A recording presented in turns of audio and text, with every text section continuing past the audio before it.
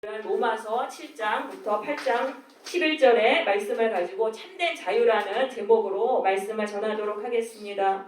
모든 사람은요, 참된 자유를 원합니다. 1775년에 미국의 독립운동가 패트릭 헨리가 자유가 아니면 죽음을 달라라는 유명한 연설을 했습니다. 이처럼 자유는요, 생명과 맞바꿀 정도로 아주 중요한 것이죠. 그런데 이 세상에는 자유가 없습니다. 사람들은 보이지 않는 이 세상의 어떤 원칙에 종살이를 하며 살아가고 있습니다. 그리고 인간에 있는 이 죄가 너무 강해가지고 죄의 지배를 받으면서 죄의 종으로 살아가고 있어요. 그렇기 때문에 이 인생이라는 것이 자유가 없는, 창살 없는 감옥살이와 같은 그런 인생을 살아가고 있는 것입니다. 그런데 이 본문은요, 이 예수님이 인간에게 참된 자유를 주심을 설명하고 있습니다. 자, 이 본문을 통해서 예수님이 우리에게 주시는 자유가 무엇인지를 깨닫고 그 자유를 누리면서 살아가는 성도들이 되시기를 바랍니다. 자, 먼저 이 세상의 속박에서 자유에 대한 말씀이 되겠습니다.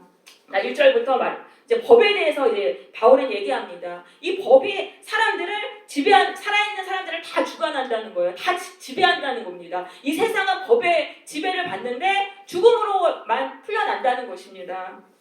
그러니까 지금 보이지 않는 원칙이 이 세상을 지배하고 있어요.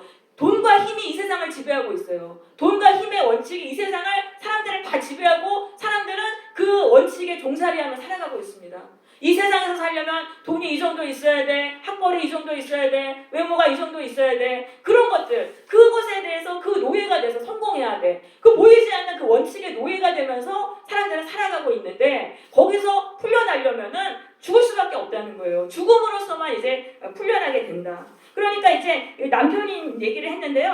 그러니까 세상이 남편인 거예요. 그러니까 아내가, 여자가 남편의 지배를 받잖아요. 그러니까 인간은 세상의 지배를 받는다. 세상이 남편이라는 거예요. 세상을 남편처럼 섬기면서 세상의 지배를 받으면서 살아가고 있어요. 그런데 거기서 자유케 되려면 이 남편이 죽으면 돼요. 남편이 죽으면 또 딴 남자랑 결혼할 수 있잖아요. 근데 예수를 믿으면은 이렇게 세상에 내 안에서 죽게 된다. 예수를 믿기 전에는 세상을 섬기며 살았습니다. 세상의 원칙을 섬기며 살았는데 예수를 믿으면은 세상이 내 안에서 죽게 돼요. 그래가지고 세상의 지배에서 풀려나가지고 이제 새 남편이신 예수님께로 가는 거예요. 예수님의 말씀을 순종하면서 살아가게 되는 것입니다. 그러면서 이 세상의 그 지배에서 자유하게 된다는 말씀인 것입니다.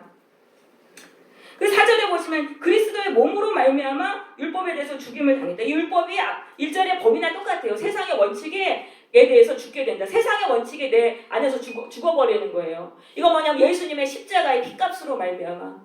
예수님을 믿는 사람은 십자가의 피값으로 이 세상의 종에서 풀려나요. 예수님이 십자가의 피값으로 우리를 사신 거예요. 너희들 이 세상에서 종살이하면서 그렇게 살지 말아라. 이 세상에서 살고 풀어주시고 자유케 하시고 하나님의 백성으로 만들어주시는 거예요. 그러니까 이 세상의 말이 그렇게 대단하게 여겨지지 않아요. 예수를 믿으면은 그래? 뭐 세상이 그전에 절대적이었죠. 이 세상에서 살려면 돈이 있어야 되고 힘이 있어야 되고 성공해야 되고. 근데 그게 예수를 믿는 순간 그런 게 그렇게 대단하게 여겨지지 않는 거예요. 그리고 예수님이 새 남편이 되세요. 예수님의 말씀이 지배를 받으면서, 예수님의 말씀에 절대적인 지배를 받으면서 살아가게 되는 것입니다.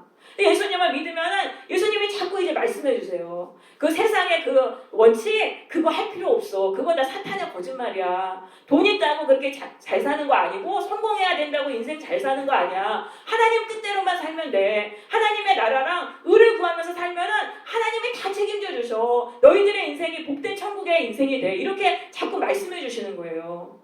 왜냐하면 우리가 하나님 뜻대로 살려면 이 세상에 하나님이 다 천주만부를 다 주관하시고 생사화복을 다 주관하세요. 그 하나님의 능력으로 우리가 세상을 살아갈 수 있습니다. 하나님이 우리를 도와주십니다.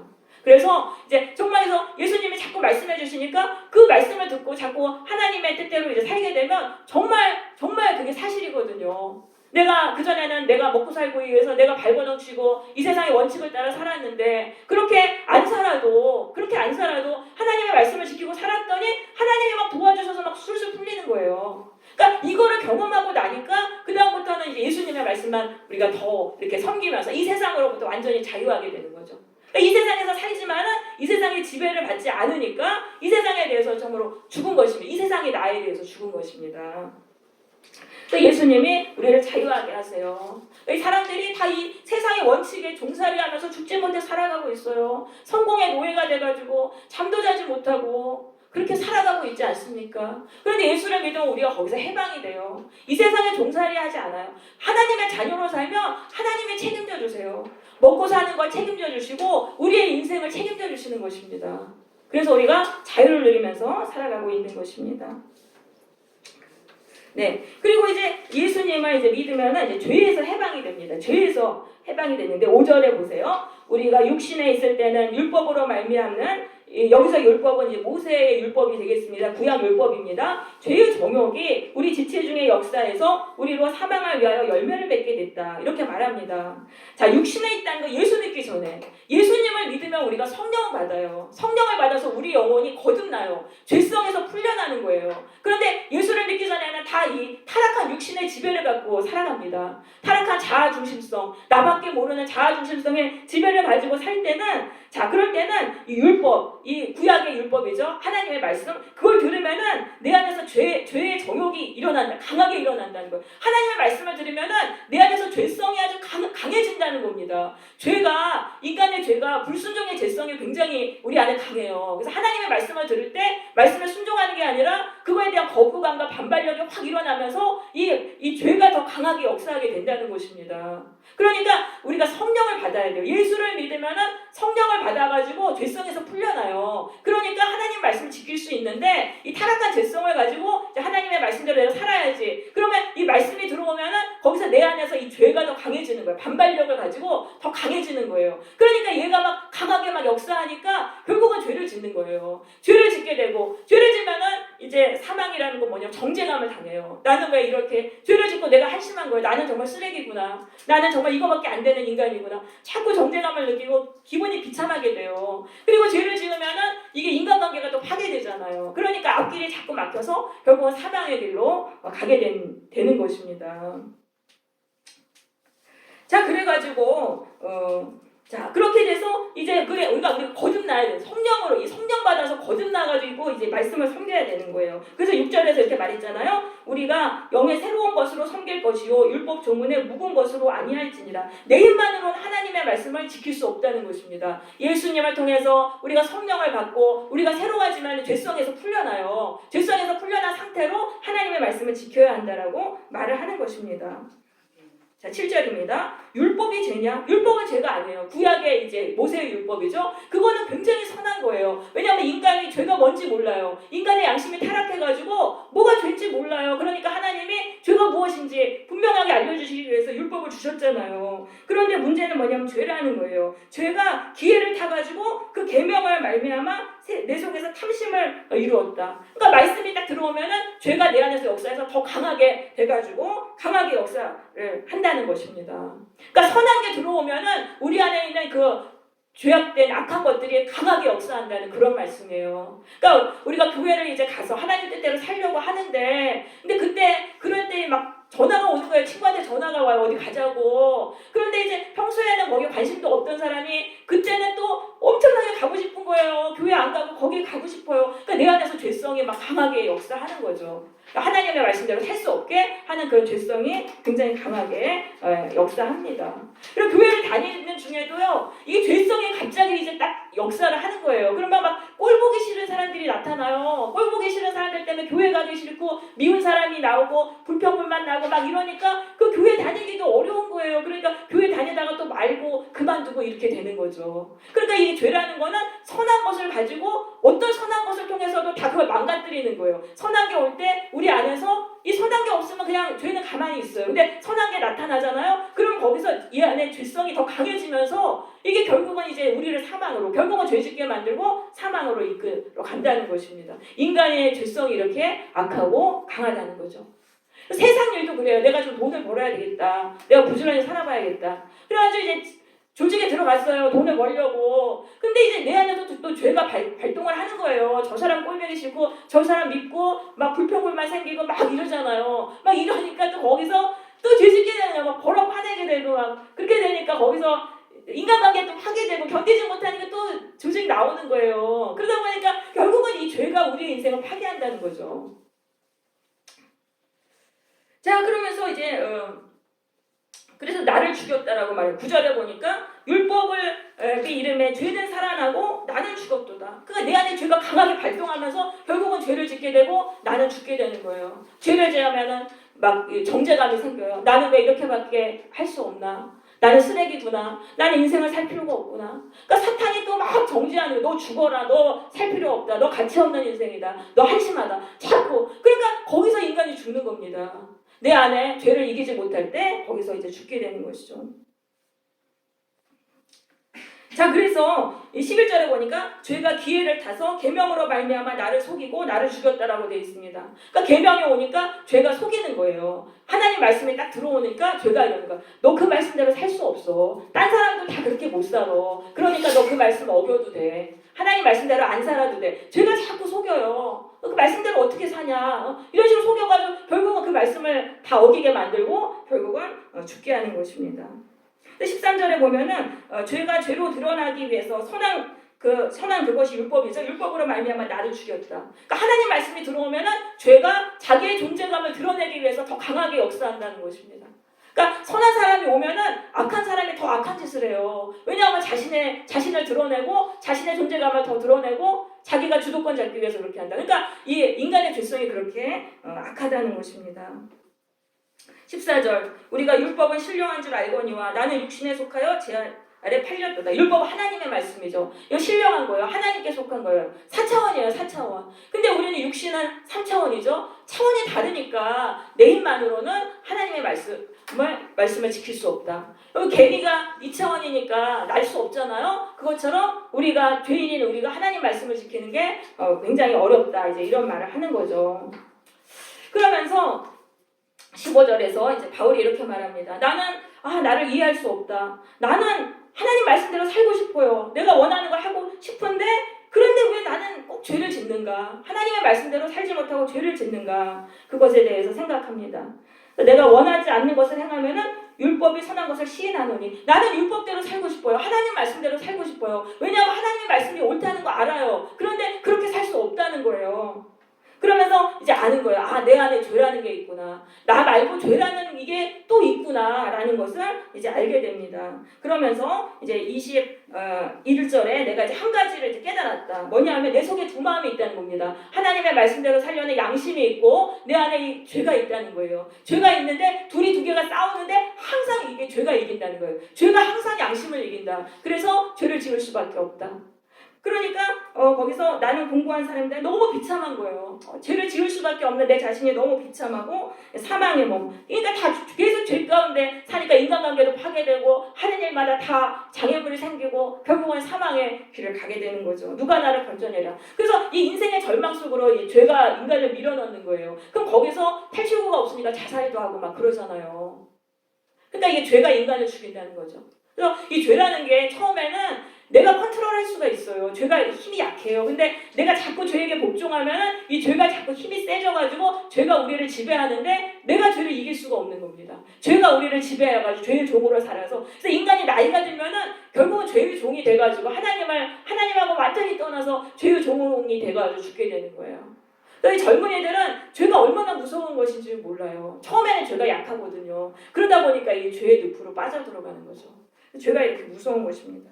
자, 그래서 그런 비참한 인간을 죄에서 해방하시기 위해서 하나님은 예수님을 보내주신 거예요.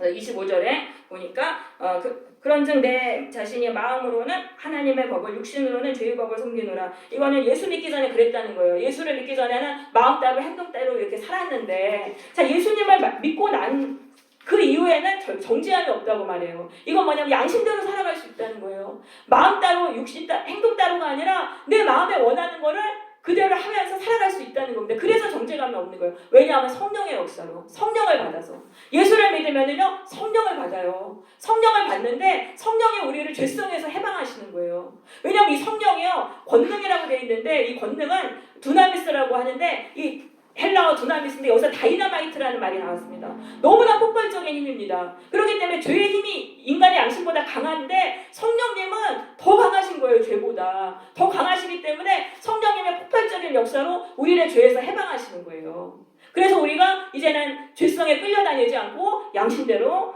살아갈 수 있는 것입니다. 3절 입니다. 율법이 육신으로 말미암아 연약하여 할 수 없는 그것. 이건 뭐냐면 율법은요 인간을 죄인을 율법대로 살 수 있게 해줄 수 없어요. 율법대로 해줄 수가 없어요. 그러니까 하나님이 예수님을 보내신 거예요. 당신의 아들 예수님을 보내셔서 죄인은 육신의 모양으로 보내서 육신의 죄를 정했다고 돼 있잖아요. 십자가에서 매달리시고 형벌을 내리신 거예요. 그래서 그 십자가에 달리신 예수님을 바라보는 자는 성령을 받아서 죄에서 풀려나서 하나님의 말씀대로 살아갈 수 있게 해주신 것입니다. 여러분 십자가에 달리신 예수님을 바라볼 때요 우리가 성령을 받습니다. 십자가를 바라볼 때 죄 지으면 저렇게 비참하게 되는구나. 나도 죄 지으면 저렇게 비참하게 되는구나. 죄가 저렇게 무서운 거구나. 죄가 저렇게 무섭다는 걸 알려주시기 위해서 하나님의 아들 예수님이 십자가에 달려 돌아가셨구나. 이렇게 깨달아지는 거예요. 그러면서 거기서 풀려나는 거예요. 이 십자가에 달리신 예수님만이 인간을 죄에서 풀어주실 수 있어요. 십자가에 달리신 예수님을 바라볼 때 인간이 성령을 받는 거예요. 내가 이렇게 죄 짓고 살면 안 되는구나. 죄는 이렇게 무서운 거구나. 그 죄가 무섭다는 걸 알려주시기 위해서 예수님이 십자가에 달리셨구나. 이걸 깨달아서 거기서 성령이 임해요. 그래서 거기서 죄에서 풀려나게 되는 것입니다. 성령이 막 폭발적으로 막 역사하시면은 눈물 콧물 다 흘리면서 죄에서 돌아서요. 거기서 죄성에서 우리가 풀려나는 거예요. 그래서 교회는요 십자가를 많이 보여줘야 돼요. 예수님이 우리를 위해 죄인을 위해서 십자가에 달리셨다는 것. 그것이 인간의 죽었던 양심을 살아나게 하는 것입니다. 자, 그래가지고 우리가 이제 4절부터는 육신을 따르면 어떤 결과를 내는지 보겠습니다. 자, 5절입니다. 육신을 따르면 육신의 일을 생각한다. 육신은 내 타락한 내 자아 중심성입니다. 이거를 다 인간의 자아 중심성, 이기적인 중심성이 있습니다. 그것을 따라서 살면은 그냥 어떻게 하면 내가 잘 될까? 어떻게 하면 나 기쁠까? 맨날 그것만 생각한다는 거예요. 그렇게 생각하면은 왜냐하면 사망을 당하게 되는 겁니다. 육신의 생각은 사망이요. 왜냐하면 육신의 생각은 하나님과 원수가 되는 거예요. 왜냐하면 내 뜻대로 나 좋은 대로 하려면은 하나님 말씀 어기고 나 죄 지어야 돼요. 나 좋은 대로 살아야 되니까. 그러다 보니까 내 뜻이 우선이니까 하나님 말씀 다 어기고 하나님 원수가 돼가지고 굴복하지 않고 불순종하고 내 맘대로 살면 결국은 다 죄 짓잖아요. 그럼 죄 지으면은요 그때부터 정죄감에 빠지는 거예요. 비참함에 빠지고 정죄감에 빠지고 나는 쓸모없어, 나는 죽어야 돼. 그럼 사탄 마귀가 와서 너 죽어라 막 이래요. 그러니까 막 사람들이 그 정죄감에 빠져가지고 미쳐서 죽는 거예요. 그리고 그 다음에 아무 일도 할 수 없어요. 왜냐하면 죄로 인해서 이제 어떤 일도 할 수가 없는 거예요. 어디 뭐 일을 했다가는 죄 때문에 또 나오게 되고 이렇게 돼서 결국은 인생의 사망의 길로 가는 것입니다. 그래서 우리는 이제 성령을 받아야 됩니다. 우리 안에 이제 성령이 오시면은 그 다음부터 성령의 생각을 하게 됩니다. 내 뜻이 아니라 하나님 뜻. 하나님이 뭐를 기뻐하실까? 하나님의 나라와 의를 위해서 살게 되면은요 생명과 평안이에요. 그러면 죄짓지 않고 말씀대로 사니까 그러니까 길이 열리는 거예요. 꽉 막혔던 인생길에서 조금씩 열려가지고 우리에게 생명이 오게 됩니다. 그리고요 또 내 자신에 대한 자존감이 생겨져요. 그 전에 맨날 양심이 죄에 져서 죄 짓고 살 때는 내 자신이 너무 비참하고 한심하고 정말 내 인생 다 포기하며 살았어요. 자포자기하며 살았어요. 그런데 이제 성령을 받고 하나님의 뜻대로 성령이 도와주세요. 죄에서 풀어주시고 자꾸 막 하나님 뜻대로 살게 해주시니까 내가 너무 좋은 거예요. 너무 기특하고 내가 이렇게도 살 수 있구나. 내가 이렇게 변화돼서 이렇게 양심대로 살 수 있구나. 그게 인간을 살리는 것입니다. 여러분 예수님은요 인간을 죄에서 풀어주시고 이 정죄감과 양심의 가책과 내 자신에 대한 그런 미움과 이런 것에서 다 풀어주시고 하나님의 말씀대로 살게 해주셔서 자존감이 막 높아지게 해주시고 그래서 거기서 생명을 얻어가지고 세상 일도 감당할 수 있게 해주시고 그렇게 해주시는 것입니다. 이것이 바로 기독교가 말하는 구원이 되겠습니다. 그래서 이제 성령을 받아요. 예수를 믿으면은 우리가 성령을 받으면은 이제 처음에는 두 개의 마음이 돼요. 성령이 내 마음에 계시고 내 타락한 자아가 있잖아요. 내 타락한 자아는 죄로 인해서 막 비실비실하고 죽었어요. 막 그냥 시체처럼 살아가는 내 자아가 있고 성령이 있는데 이 성령은 생명의 영이에요. 이 성령이 얼마나 강력하냐 하면은 예수님을 부활시킨 영이 성령이에요. 근데 그 성령이 우리 안에 오시면은 이게 엄청난 힘으로 나를 부활시키는 거예요. 나를 다시 살아나게 하시는 거예요. 그래서 성령이 오셔서 맨 처음에 위로해줘요. 주세요. 너는 쓸모없는 사람 아니야. 너는 존귀한 하나님의 하나님의 자녀야. 넌 거룩한 사람이야. 성령이 자꾸 말씀해 주시고 자꾸 우리에게 용기와 힘을 주세요. 그런 다음에 죄에서 우리를 풀어주시고 하나님 말씀대로 살아갈 수 있게 해주셔서 우리는 생명을 누리게 되는 것입니다. 그래가지고 그러니까 바울이 그랬잖아요. 내게 능력 주시는 자 안에서 내가 모든 것을 할 수 있느니라. 성령이 내 안에 오셔서 도와주시고 죄에서 풀어주시고 하시니까 우리가 이제 세상 일도 다 감당할 수 있는 것입니다. 그래서 우리가 성령을 받는 게 굉장히 중요합니다. 여러분, 가장 중요한 게 성령을 받는 거예요. 우리가 죄성에서 풀려나야 돼요. 그러려면 십자가에 달리신 예수님을 날마다 바라봐야 돼요. 예수님 바라보면서 내 죄를 회개해야 돼요. 예수님, 내 죄 때문에 예수님 저렇게 돌아가셨군요. 예수님, 저의 죄를 회개합니다. 근데 우리 각자의 죄가 다 달라요. 그럼 내가 제일 많이 짓는 죄 있잖아요. 그거를 고백하세요. 예수님, 저는 맨날 이런 죄를 짓습니다. 예수님이 십자가에서 흘리신 보혈로 이 죄를 씻어주옵소서. 예수님의 보혈은 속죄의 보혈이잖아요. 그러니까 죄를 씻어내신단 말이에요. 죄를 씻어내시고 또 예수님, 저에게 성령을 주옵소서. 성령을 주셔서 성령의 능력으로 죄에서 풀려나게 하여 주옵소서. 이렇게 기도하시면 성령이 오셔서 막 폭발적으로 다이너마이트 같이 그냥 죄에서 풀어주시단 말입니다. 네, 그래서 우리가 성령을 우리는 이제 받아야 되겠습니다. 네, 이제는 말씀을 마치겠습니다. 이 세상은요, 돈과 힘의 그 원칙의 지배를 받고 또 죄의 지배를 받으면서 죽어가고 있어요. 이 세상에 그렇게 노예살이하다 죽어가고 있는 거예요. 참 자유가 없으니까. 그렇지만 예수님을 믿는 자는요, 어떻게 됩니까? 이 세상의 지배에서 풀려나고 또 이 죄의 지배에서 풀려나서 생명을 누리게 되는 것입니다.